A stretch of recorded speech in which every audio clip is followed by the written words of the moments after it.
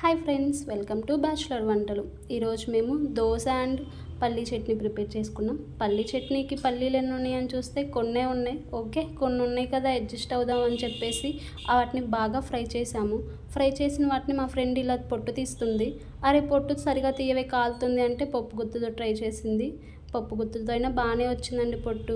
సర్లే, పొట్టు తీసిన పల్లీల్ని కొంచెం పక్కన పెట్టేసుకుంది.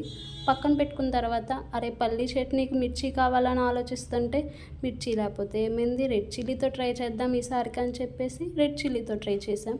రెడ్ చిల్లీతో పాటు కొంచెం సాల్ట్, కొంచెం వెల్లుల్లిపాయలు వేసేసి ఇలా చట్నీలాగా పట్టుకున్నాం. చట్నీకి మాకు దగ్గర మిక్సీ లేకపోతే పక్క అక్కకి ఇచ్చాము. పక్కనక్క మంచిగా మిక్సీ పట్టించేసింది మాకు చట్నీ. సో చట్నీ అయిపోయింది కదా, ఫైనలీ చట్నీ అయిపోయిందండి. ఇప్పుడు దోశ చేద్దామని చెప్పేసి కొంచెం దోశ బ్యాటర్ తీసుకొని సాల్ట్ అండ్ వాటర్ వేసేసి ఇలా కలుపుకున్న తర్వాత స్టవ్ మీద ప్యాన్ పెట్టేసి దోశలా పోసుకున్నాం.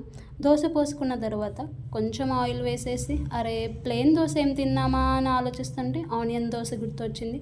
ఓకే, కొన్ని ఆనియన్స్ కట్ చేసి వేసి కొంచెం కారం వేసుకొని దోశ ఎలా వస్తుందా అని ఆలోచిస్తున్న టైంలో చాలా క్రిస్పీగా అండ్ బ్రౌన్గా చాలా బాగా వచ్చింది మా దోశ.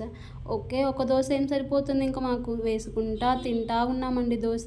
ఫైనలీ దోశలు తినే టైంకి ఆఫ్టర్నూన్ 12 అయిపోయిందండి. బ్యాచులర్స్ లైఫ్ అంటేనే అంతే కదా, 10కి లెగ్సి 12కి తింటాం కదా.